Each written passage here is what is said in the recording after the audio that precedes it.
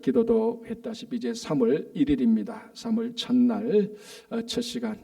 올겨울 참 추웠는데 이 추운 겨울이 또 다 지나가고 이제 새로운 봄을 알리는 3월달 시작하게 됩니다. 올 봄 어느 해보다 더 모든 것이 다 회복되고 좋은 일이 하나님께서 해주시는 좋은 일이 많이 생기기 바랍니다. 자, 계속해서 레위기 말씀입니다.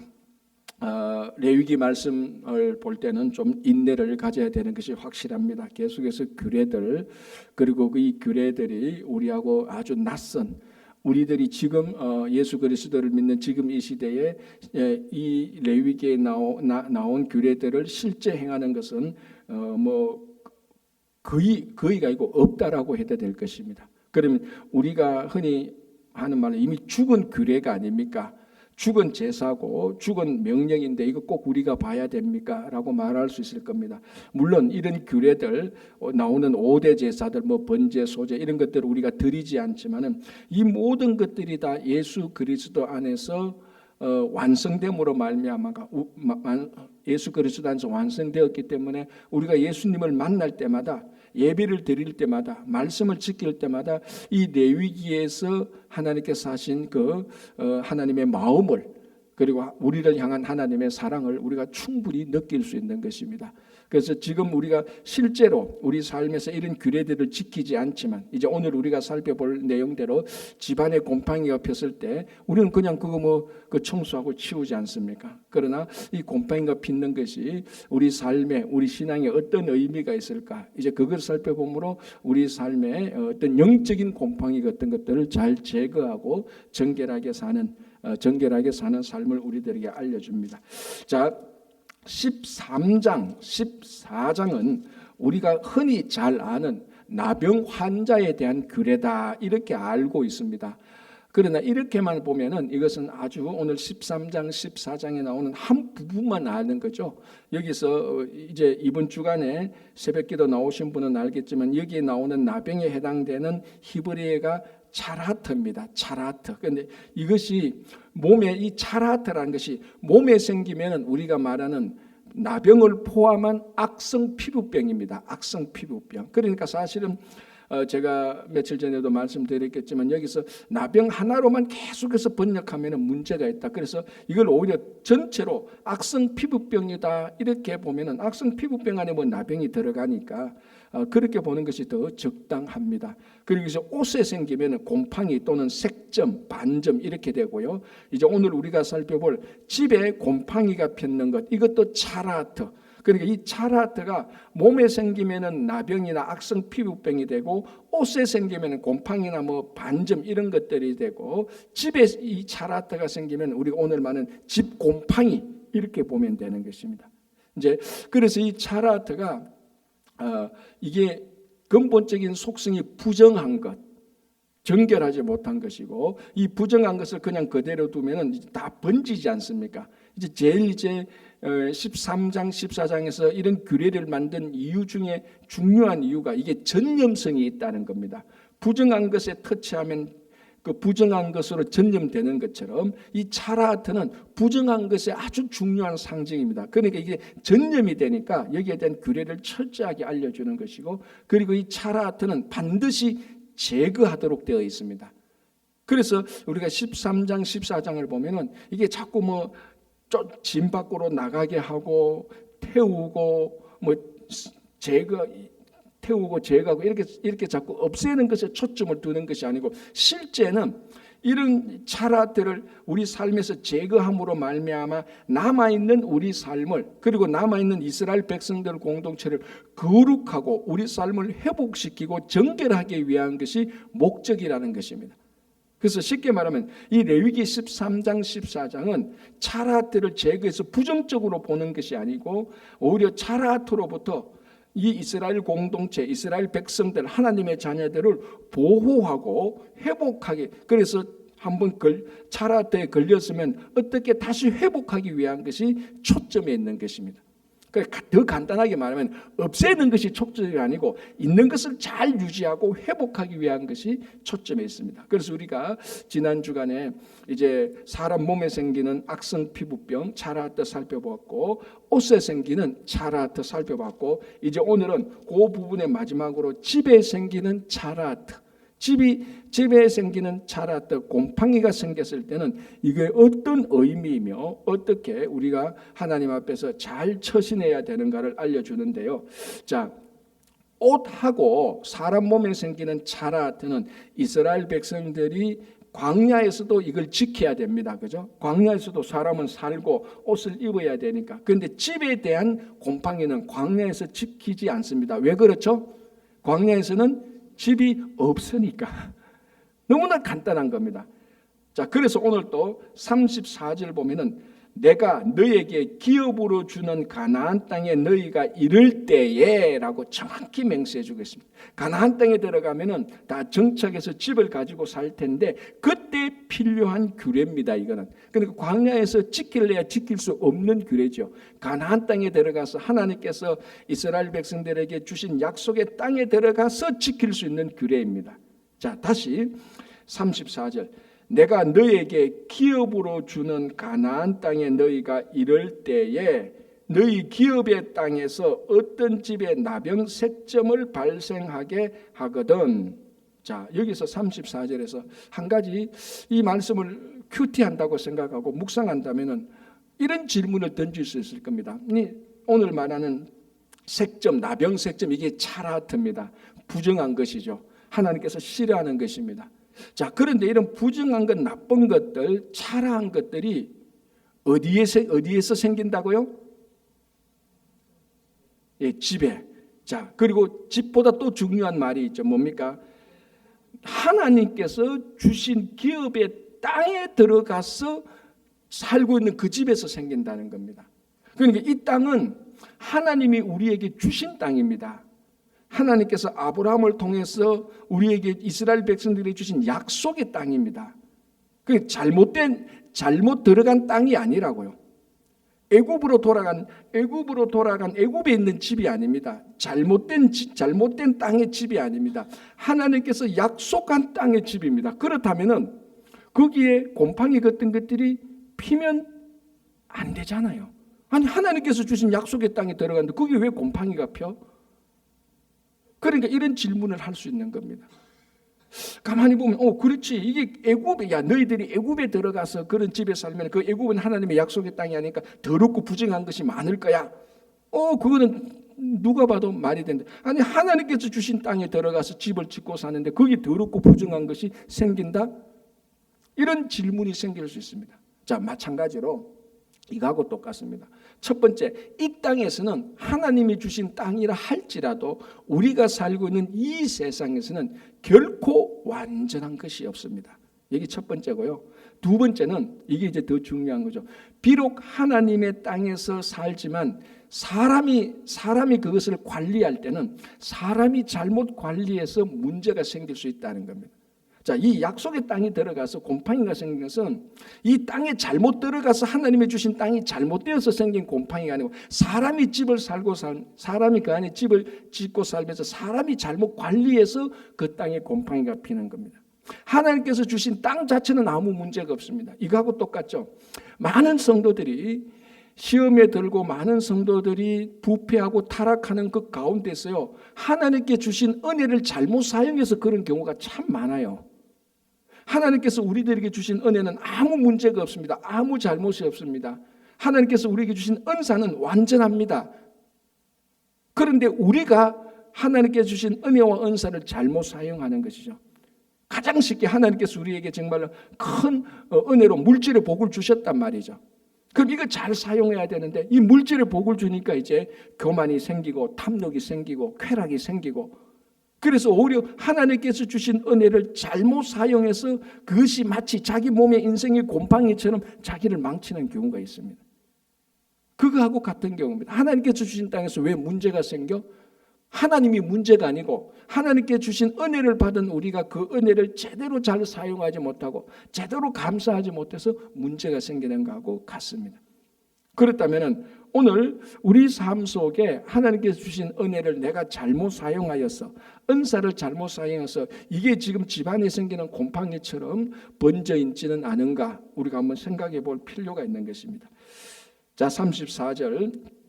내가 너에게 기업으로 주는 가나안 땅에 너희가 이를 때에 너희 기업의 땅에서 어떤 집에 나병 색점을 발생하게 하거든 그 집 주인은 제사장에게 가서 말하여 알리기를 무슨 색점이 집에 생겼다 할 것이요.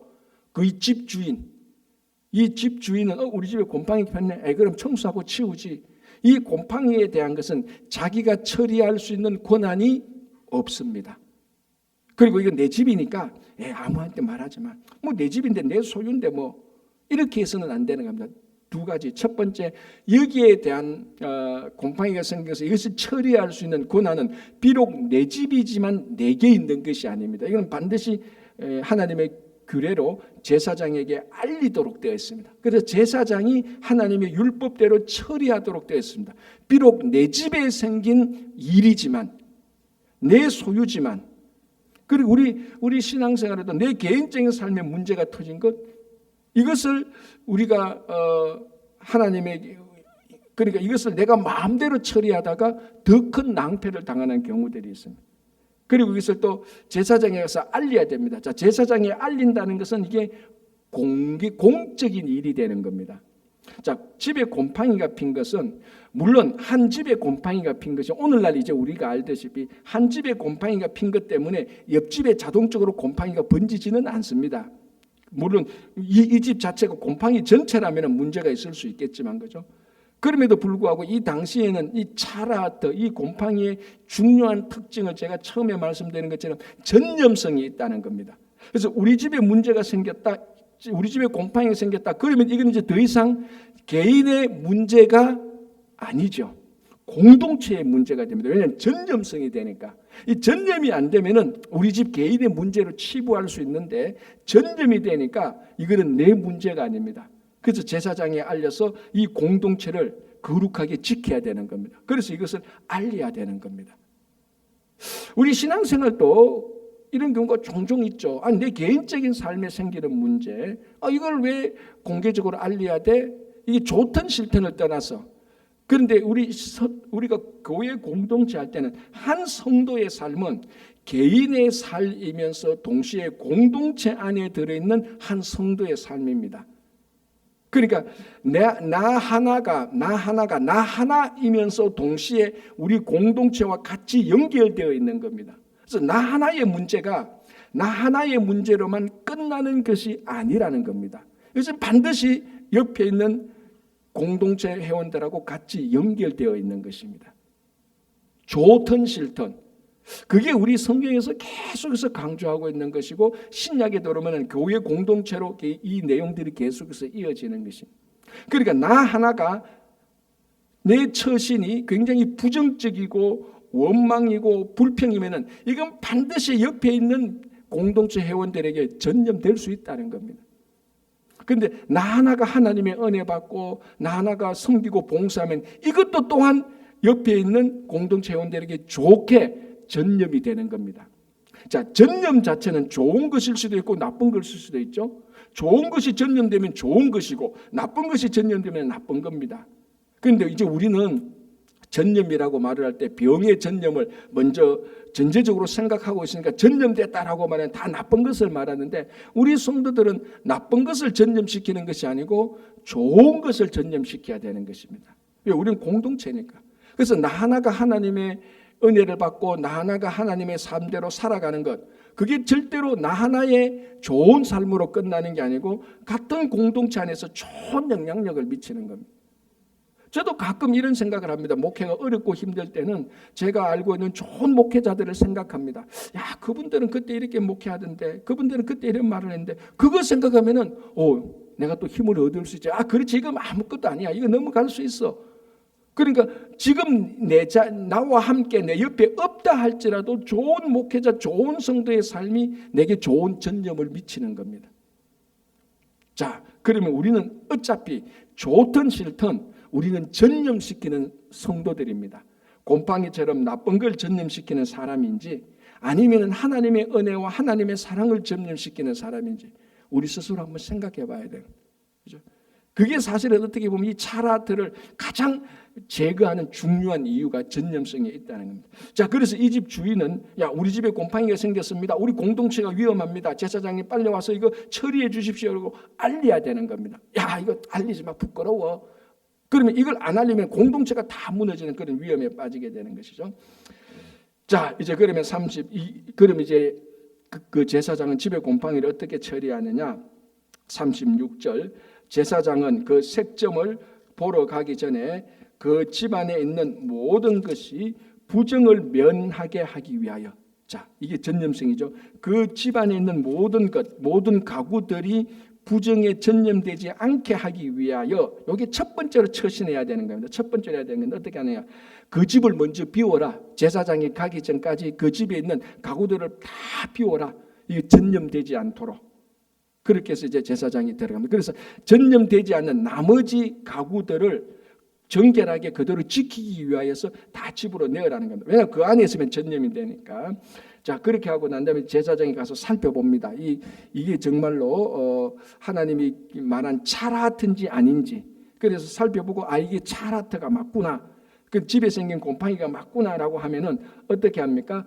자, 37절 8절 봉독할게요. 그 색점을 볼 때 이게 다 차라트 그겁니다. 볼 때 그 집 벽에 푸르거나 붉은 무늬의 색점이 있어 벽보다 우묵하면, 그러니까 이게 벽이 흙벽이나 뭐 이런 게 있으면 곰팡이 피고 하면 좀 우묵하고 좀 들어가지 않습니까? 이제 그렇게 하면은 38절 제사장은 그 집 문으로 나와 그 집을 1회 동안 폐쇄합니다.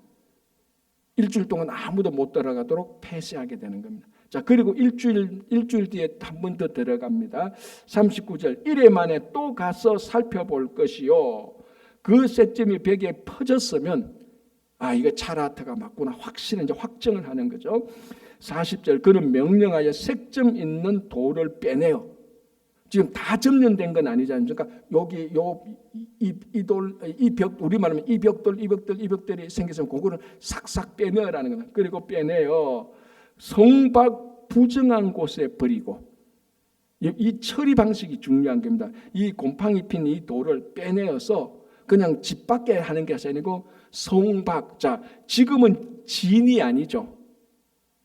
자, 여기 나온 진이 아니에요. 왜냐하면 진이라는 것은 광야 생활에 있는 진입니다. 그리고 가나안 땅에 들어가면 성을 쌓게 되는 겁니다. 그죠? 그래서 성박 부정한 곳에 버리나. 이 성박 부정한 곳이 바로 예수님께서 십자가에 달려 돌아가신 흰돔의 골짜기에 있는 바로 그 부분입니다. 부정한 것은 따로 모아서 부정한 곳에 따로 딱 버려야 되는 겁니다. 그래서 예수님께서 돌아가신 것이 바로 이곳입니다. 왜 예수님께서는 이곳에서 돌아갔죠? 우리의 죄를 다 짊어지시고 갔으니까 예수님께서 그곳에 죽으시는 거예요. 그래서 성박 부정한 것에 따로 버리고 다른 돌로 그것을 메이크업하라. 빼낸 돌을 메이크업하라는 거죠. 자, 40절 그는 명령하여 색점 있는 돌을 빼내어 성박 부정한 곳에 버리게 하고 또 집 안 사방을 긁게 하고 긁은 흙은 성박 부정한 곳에 쏟아버리게 하라. 그리고 벽들만 빼내니까 벽의 흙들 이거 다 긁어내라는 겁니다. 다 긁어내어서 이 흙도 부정한 곳에 버리고 42절 그들은 다른 돌로 그 돌을 대신하며 다른 흙으로 집을 바를지니라. 자, 이렇게 해서 1차 작업은 끝납니다. 아직 완전히 끝난 거 아닙니다. 자, 그리고 43절 돌을 빼내어 집을 긁고 고쳐 바른 후에 색점이 집에 재발하면, 자, 그래서 돌 빼내고 흙을 다시 바릅니다. 자, 그리고 난 다음에 또 재발한단 말이죠. 재발 안 해야 되는데 이게 또 재발한다면 42절 제사장은 또 가서 살펴볼 것이요 그 색점이 만일 집에 퍼졌으면 악성 나병인적 이는 부정하니 그는 그 집을 헐고, 이제는 어떻게 합니까? 고치는 게 아니고 헐어버립니다. 집을 완전히. 이미 한번 돌을 빼고 다른 돌을 넣고 사방에 있는 흙 긁어내고 새로운 흙으로 했는데 또 이게 번지기 시작한단 말입니다. 그럼 이제 어떻게 합니까? 이 집 자체를 다 헐어버려요. 헐고 다시 세워야 되는 겁니다. 처음에는 1차적으로 좀 흙 빼고 그러니까 흙을 다시 빼고 다른 흙을 하고 그 벽돌만 좀 갈아서 한 봤는데 그렇게 해서 문제가 없어야 되는 겁니다. 원칙적으로. 그러면 이제 그 집에서 살게 되는데 그래도 문제가 생기면 이 집을 헐어버리라라고 말합니다. 자, 43절. 그는 그 집을 헐고, 그러면 그 집에 여러 가지 이제 자재들이 나오지 않습니까? 돌과 그 제목들과 그 집의 모든 흙을 성 밖 부정한 곳으로 내어 갈 것이며, 계속해서 따로 버리는 곳이 있다라는 것입니다. 그죠?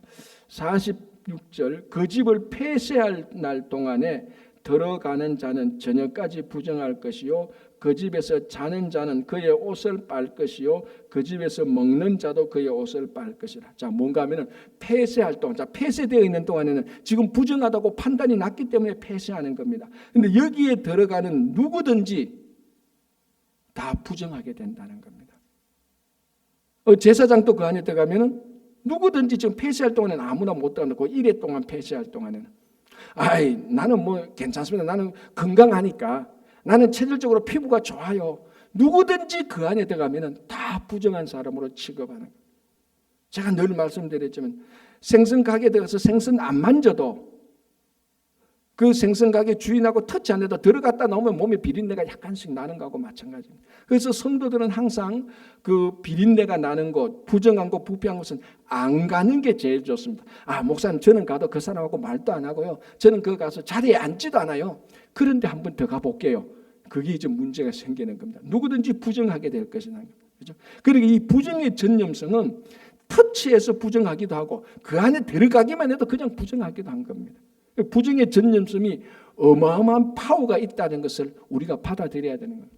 그걸 무시해서는 안 되는 거죠. 그죠? 자, 48절. 그 집을 고쳐 바른 후에 제사장이 들어가 살펴보아서 색점이 집에 퍼지지 아니하였으면 이런 색점이 나은 것이니 제사장은 그 집을 정하다 하고, 자, 이제 그 집이 이렇게 그러니까